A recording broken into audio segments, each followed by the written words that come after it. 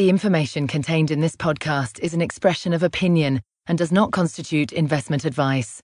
This is the Gold Money Foundation podcast with Andy Duncan, keeping you up to date with expert opinion on precious metals and the markets.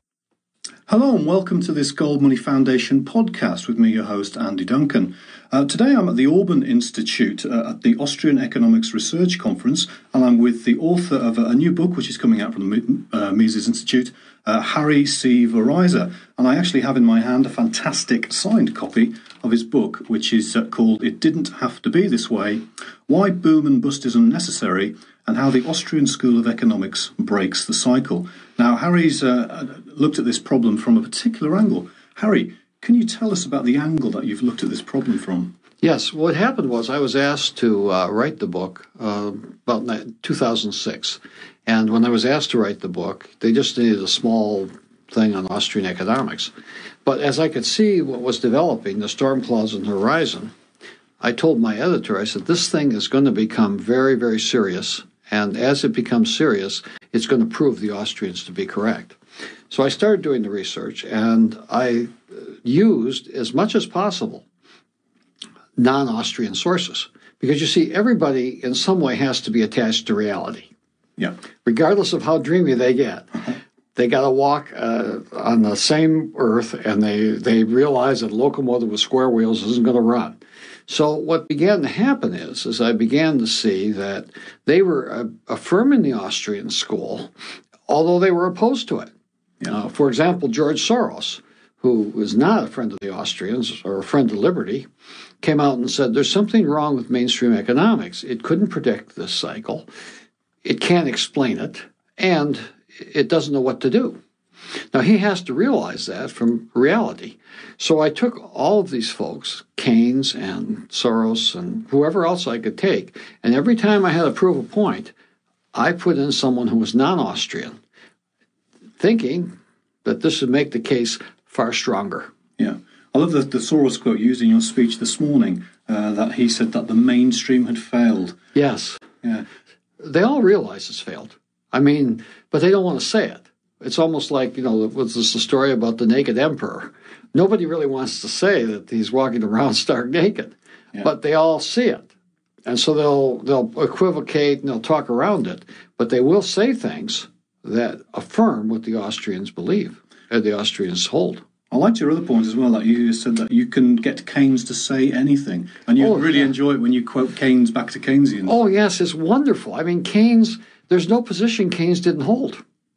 I mean, he was pro-gold, he was anti-gold. Yeah. He was pro-protection, he was anti-protection. He helped set up Bretton Woods, which was a quasi-gold standard, and yet he believed in fiat money, but then he talked about the fact that if you increase the supply of money and credit, it will create a bust. I mean, he says all these things, and it just depends which Keynes you want to use. Yeah. Now, you've broken the book down into three different sections. In the first part, you have this attack on positivism, can't even say it. Can you describe what positivism is? Yes. Positivism is the attempt to use the physical sciences as a model for the social sciences. And what it goes back to Isaac Newton. When Isaac Newton wrote his Principia Mathematica, it conquered the world. And everybody was fascinated with the physics that he came out with, because it could predict all kinds of things. It could predict eclipses, it could predict gravity, everything. And they said, oh, well, this stuff will apply to the social sciences. So then you had it happened in two ways. Physics became the model for economics, and the Darwinianism became the model for society. Yeah. Darwinianism led, according to Mises in his book Socialism, also reaffirmed by historian Carlton Hayes, led directly to the survival of the fittest and then World War I. Carlton Hayes really goes into explaining that. Mises mentions it. Mises mentioned it in 1922, Hayes in 1941. Yeah. Okay, then, on the other hand, you had the positivism of the physics, and they were trying, we can predict the economy. We can have mathematical equations that predict this. Yeah. And probably the height of this thing was long-term capital management, in which they had all these Nobel Prize-winning economists and mathematicians. They thought they had discovered the secret that they could get rid of risk. And now we can make billions of dollars. And what happened?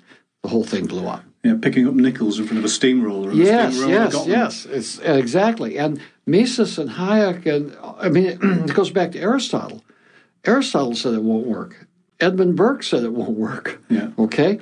All of the Austrians said this is not, mathematics doesn't belong here. Yeah. In fact, Keynes himself, at the end of the general theory, said it wouldn't work. Yeah.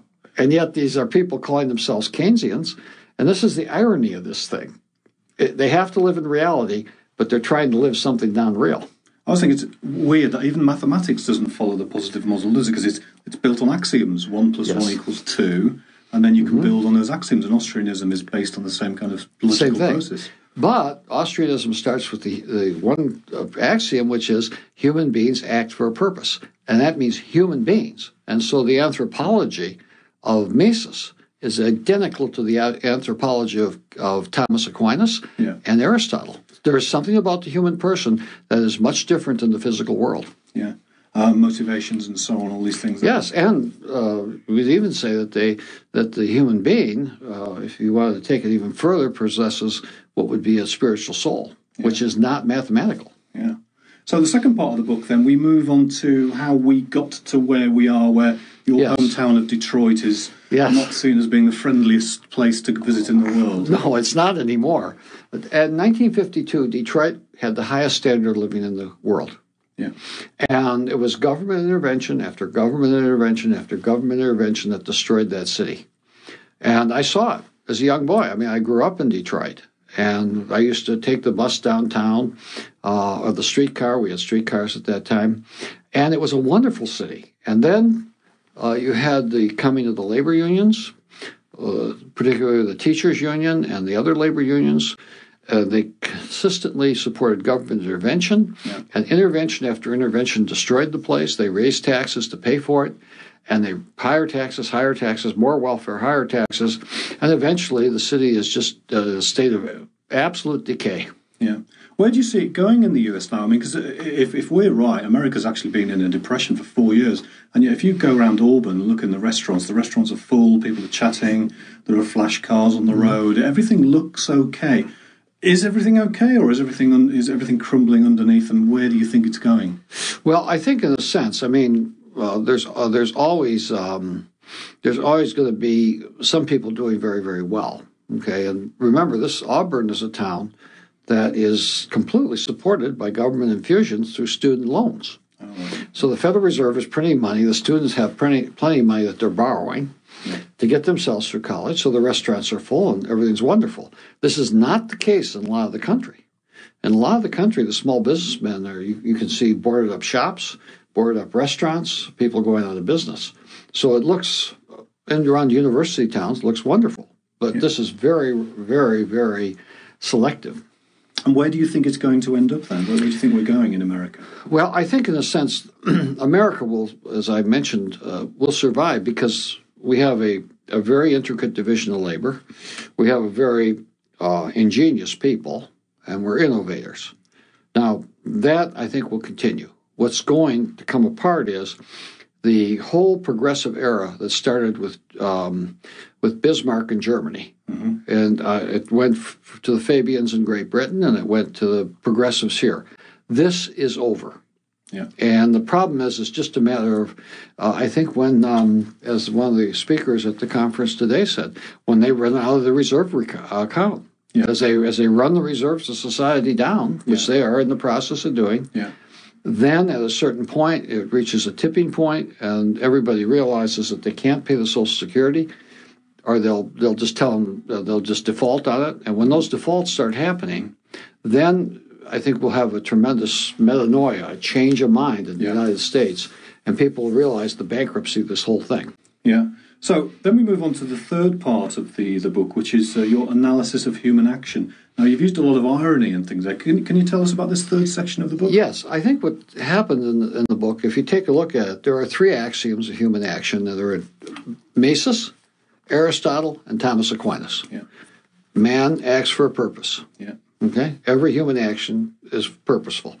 Secondly, every human action acts for what the actor sees as something better. Yeah. And thirdly, everybody has to see a way to achieve their goals. Yeah. Okay, that's universal.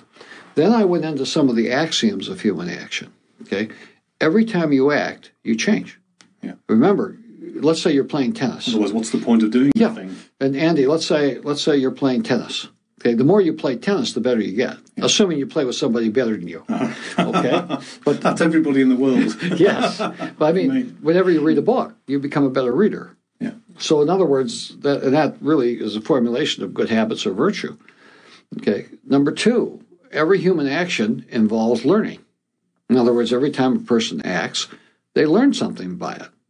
Yeah. Okay. It may have been a mistake, and a lot of us learn more by our mistakes than we learn by our successes, but we learn something by it. Every human action has unintended consequences. We don't know what the outcome is going to be, and therefore you are dealing with risk. Okay? Every human action is historically unique. It will never happen again.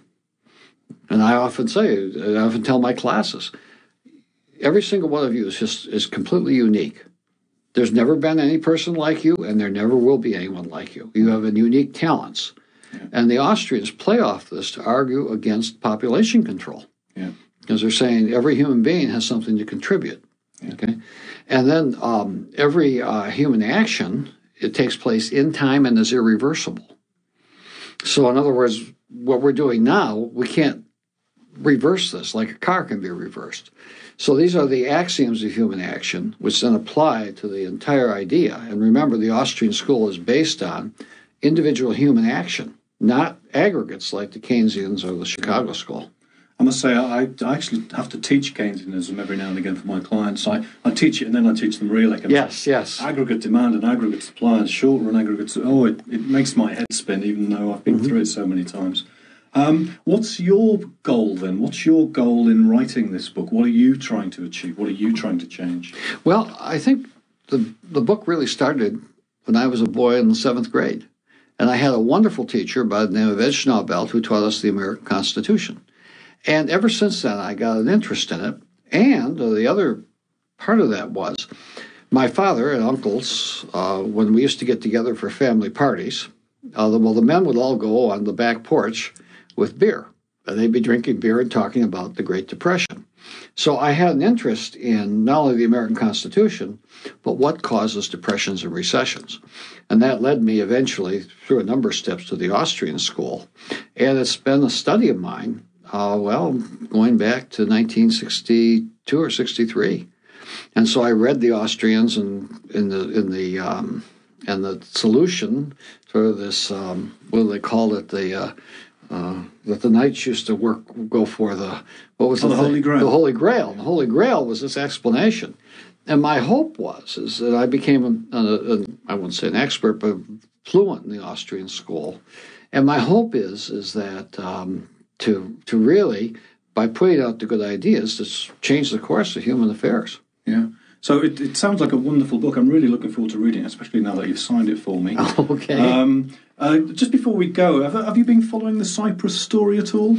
Well, Andy, you told me a lot about it. I think this is significant because you see, it isn't. People look at things not what will happen, but what could happen, and all of a sudden, everybody is saying, "Well, wait a minute. If these governments can do this, if that government can do it, why can't mine do it?" Especially if you're in the Eurozone. In the Eurozone. And I think this may be the end of the Euro, which in a sense, Andy, I think would be a good thing because I think we go back to competing currencies. Yeah. And I think that Hayek's idea of competing currencies may come true.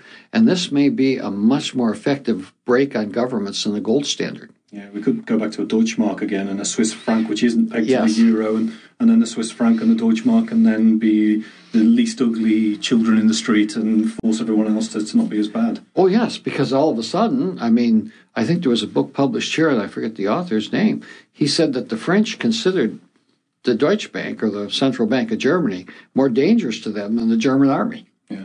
Because the capital will flow out of France into Germany. Yeah. Well, if you read Philip Bagus, the price... Bagus, that's what I mean, yeah. The price of the euro was... the price of German reunification was giving up the Deutschmark.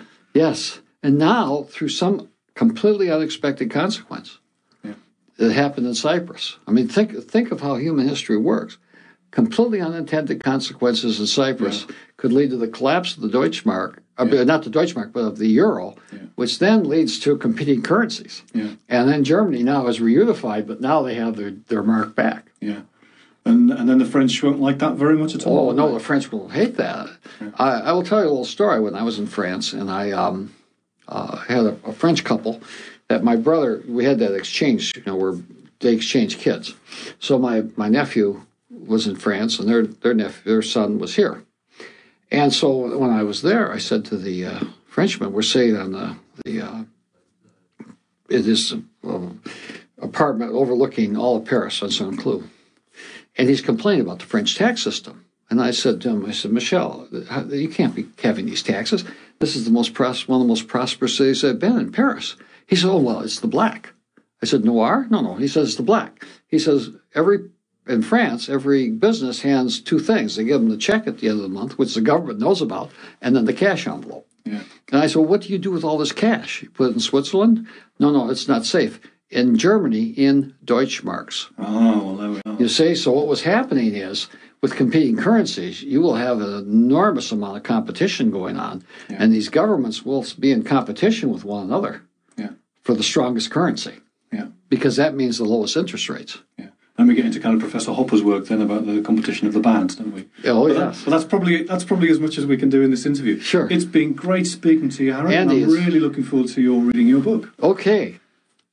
Subscribe to the Gold Money newsletter at www.goldmoney.com to receive email updates on new articles, videos, and iTunes podcasts from our Gold Research section.